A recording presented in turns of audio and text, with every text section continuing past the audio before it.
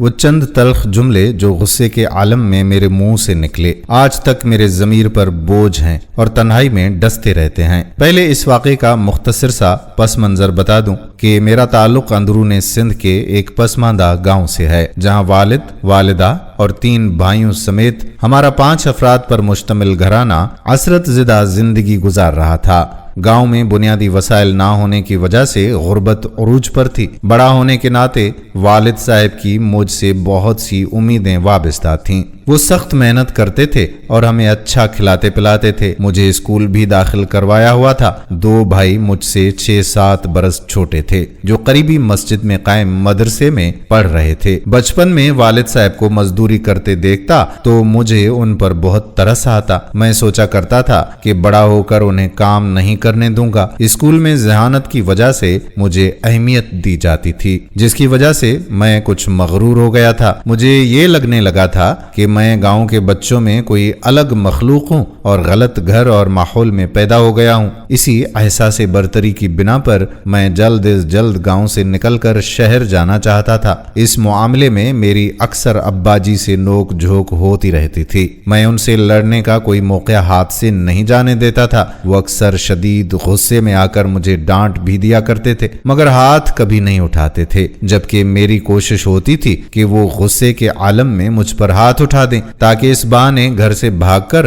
کراچی چلا جاؤں، جو میرے خوابوں کا شہر تھا۔ میرے بہت سے کلاس فیلوز 8 جماعت پڑھنے کے بعد کام کاج کی تلاش میں حیدرآباد یا کراچی جا چکے تھے۔ 8ویں کے بعد ابا جی مجھے میٹرک کا امتحان پرائیویٹ طور پر دلوانا چاہتے تھے، مگر میرا موڈ اور ان سے بات کرنے کا انداز روز بروز بگڑتا ہی جا رہا تھا۔ میں نے محسوس کیا کہ وہ مجھ سے بات کرنے سے گھبرانے لگے ہیں، جس سے میرا حوصلہ اور بھی بڑھ گیا۔ میری سرکشی جب حد سے بڑھنے لگی تو انہوں نے زیادہ تر وقت گھر سے باہر گزارنا شروع کر دیا اور میں اپنا غصہ اپنی ماں پر اتارنے لگا۔ میں حقیقتاً باغی بنتا جا رہا تھا۔ ایک روز اچانک والد صاحب نے یہ خبر سنائی کہ ہم لوگ کراچی شفٹ ہو رہے ہیں۔ ان کے منہ سے کراچی جانے کی خبر سن کر میری خوشی کا کوئی ٹھکانہ نہ رہا۔ فخر سے سب کو بتاتا پھر رہا تھا کہ ہم کراچی جا رہے ہیں ہمیشہ کے لیے۔ اس وقت میری عمر 16 سال تھی۔ کراچی آنے کے بعد ہم گلشن آباد کے علاقے میں چھوٹا سا کرائے کا گھر لے کر وہاں منتقل ہو گئے۔ میری اڑان کچھ اور اونچی ہو گئی تھی۔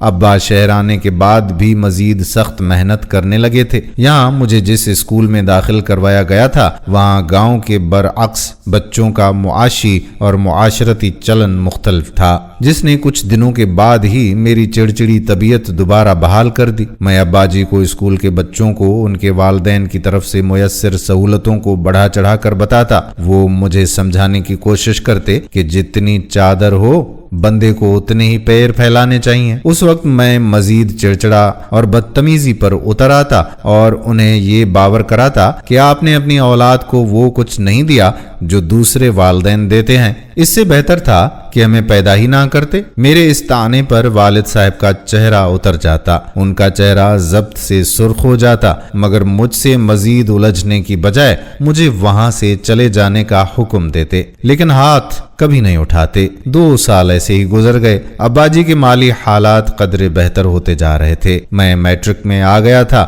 ابا جی اگرچہ اچھا خاصا جیب خرچ دینے لگے تھے، مگر وہ بھی مجھے اونٹ کے منہ میں زیرے کے برابر لگتا تھا۔ ایک روز شام کو ٹیوشن پڑھ کر گھر آیا تو ابا جی کو وقت سے پہلے گھر میں دیکھ کر حیرت ہوئی۔ پوچھنے پر امی نے بتایا کہ میری طبیعت کئی دنوں سے خراب چل رہی تھی، آج ہسپتال لے کر جانا تھا، اس لیے تمہارے ابو دکان سے آدھی چھٹی لے کر گھر آ گئے ہیں۔ امی جی کی اس بات پر میں نے حسب عادت طنزیہ لہجے میں کہا کہ آپ کو کیا ہو گیا، اچھی بھلی تو نظر آ رہی ہیں۔ ابا جی امی کے لیے دودھ کا گلاس لے کر کمرے میں آ رہے تھے۔ انہوں نے میری بات سن لی۔ انہوں نے جواب دیا کہ بیٹا اگر گھر کے کاموں میں دلچسپی رکھو تو گھر کے حالات کا پتہ بھی چلے۔ کئی روز سے تمہاری ماں کی طبیعت خراب ہے، کچھ کھا پی بھی نہیں رہی، ہر وقت ہم سب کی خدمت میں خود سے بے خبر رہتی ہے۔ تم بڑے بیٹے ہو، گھر کا کچھ حال احوال ہی دیکھ لیا کرو۔ میں نے کہا کہ ابا آپ بھول رہے ہیں گھر کے بڑے آپ ہیں، ہم تو بس آپ کے غلام ہیں، اپنے غلاموں کا خیال رکھنا آپ کا فرض ہے۔ ابا نے میرے طنز کا برا مناتے ہوئے بغیر مسکراتے ہوئے جواب دیا، چلو غلاموں، آج تم سب کی زوردار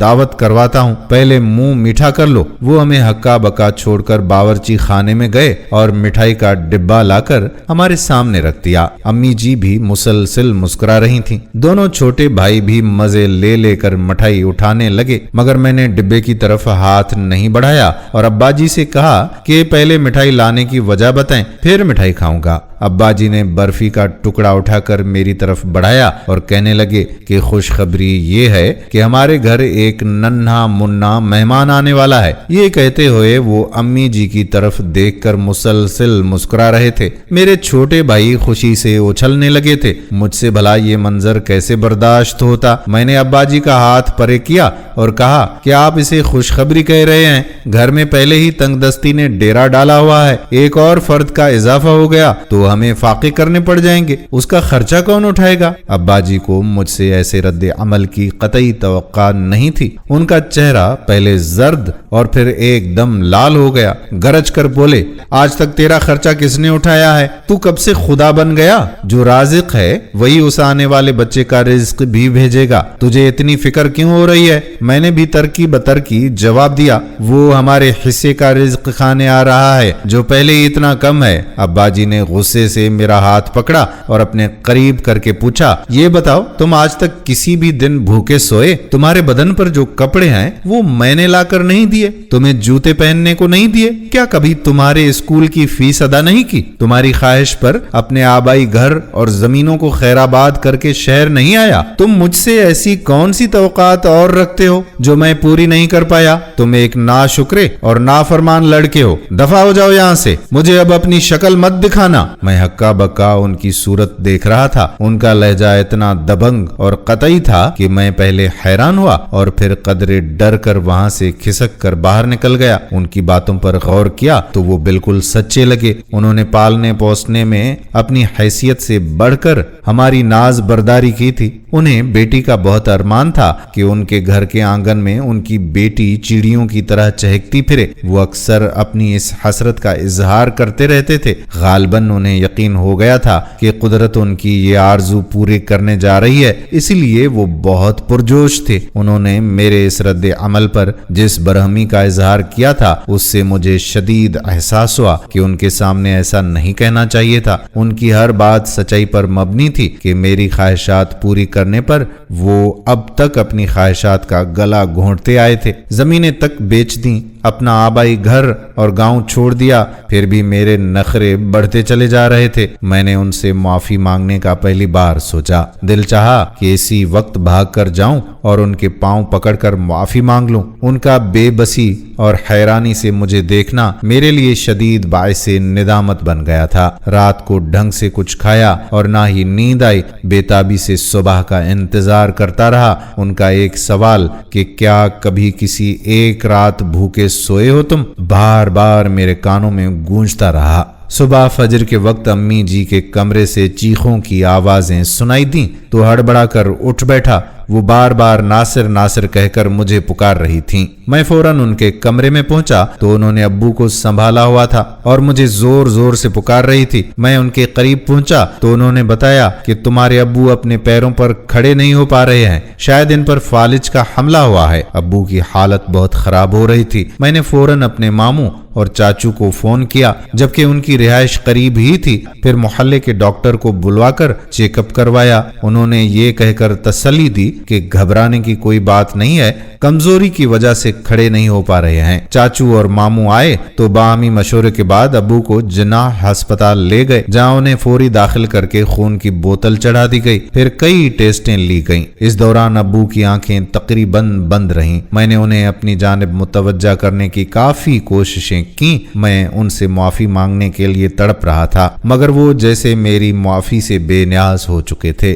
میڈیکل رپورٹس کے مطابق मुताबिक उन्हें फूड पॉइजनिंग हो गई थी, लेकिन अब खतरे की कोई बात नहीं थी। अब्बू की आंखें बदस्तूर बंद थीं। मेरी उनसे बात ना हो सकी। डॉक्टरों का कहना था कि सुबह तक ठीक हो जाएंगे। रात को छोटा भाई आया तो उसने अब्बू के पास अस्पताल में रहने का कहकर मुझे घर जाने का मशवरा दिया। सुबह से भाग दौड़ ने मुझे काफी थका दिया था। मैं मुतमईन होकर घर आ गया और खाना खाकर सो गया। रात तकरीबन 1 बजे अचानक मामू घर आए और मुझे जगाकर ये रूह फरसा खबर सुनाई कि तुम्हारे अब्बू का इंतकाल हो गया, मैयत को गांव लेकर जाना होगा, जल्दी से तैयार हो जाओ। मैं कितना बदनसीब था कि बाप से अपनी नाफरमानियों और बदतमीजियों की माफी तक ना मांग सका। उनके खुलूस, मोहब्बत और एहसानात का इदराक हुआ तो काफी देर हो चुकी थी। हम रोते धोते मैयत लेकर गांव चले गए और उनकी ख्वाहिश के मुताबिक उन्हें उनकी वालिदा के पहलू में दफना दिया गया। हम 1 माह बाद वहां से कराची आ गए।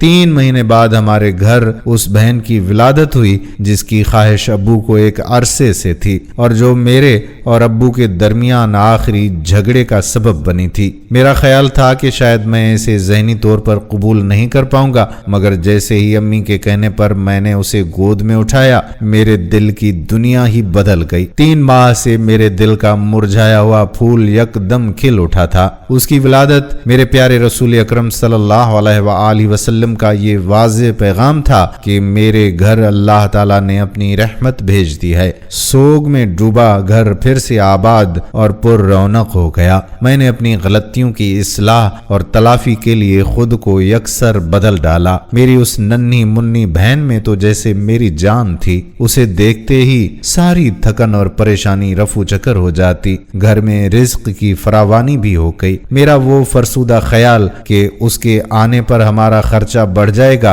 अब मुझे शर्मिंदा करता है। मैंने अब्बू को जिस जिस बात के ताने दिए थे वो उल्टा मेरे मुंह पर तमाचे बनकर लगे और पेशेमानी रूह पर बोझ बन के रह गई कि मैं अपने वालिद से माफी तक ना मांग सका। मेरी अपने दोस्तों से गुजारिश ये है कि अपने वालिदैन का ख्याल रखें। क्या पता कि ये किस टाइम हमें छोड़कर अपनी अबदी जिंदगी की तरफ लौट जाएं और हम यहाँ पर हाथ ही मलते रह जाएं। अल्लाह से दुआ है कि अल्लाह ताला सबके वालिदैन को सेहतमंद जिंदगी अता फरमाए और जिनके वालिदैन इस दुनिया से कूच कर गए हैं अल्लाह ताला उनकी मगफरत फरमाए, उनके दरजात को बुलंद फरमाए और उन्हें जन्नतुल फिरदौस में आला मकाम अता फरमाए। और आप सबके वालिदैन के सदके अल्लाह ताला मेरे वालिदैन की भी मगफरत फरमाए। आमीन सुम्मा आमीन या रब्बल आलमीन। दोस्तों, उम्मीद करते हैं कि हमारी आज की ये वीडियो भी आपको जरूर पसंद आई होगी और अपने दोस्तों के साथ इसे शेयर भी करेंगे। अगर आपने मुकम्मल वीडियो देखी है तो हमारी हौसला अफजाई जरूर कीजिएगा। कमेंट सेक्शन में हमें बताइएगा कि आपने मुकम्मल वीडियो देखी है और इस वीडियो को शेयर जरूर कीजिए। आने वाली वीडियो तक आपका अपना मेजबान कादिर बख्श कल्होड़ो आपसे इजाजत चाहता है। फी अमानुल्लाह।